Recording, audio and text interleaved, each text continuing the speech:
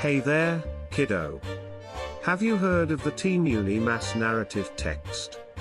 It's a fascinating Indonesian folklore about a golden cucumber.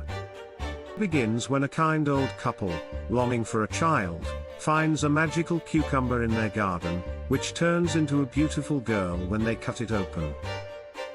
The story takes a thrilling turn when an evil witch tries to steal Timuni Mas. It's a story of bravery and wit, and it's been passed down for generations. Wow, Grandpa, that sounds amazing. How did the story end? Well, I'll leave that part for you to discover on your own. But I'll tell you this, it's a tale of courage, clever thinking, and the triumph of good over evil. You'll enjoy it, just like I did when I was your age.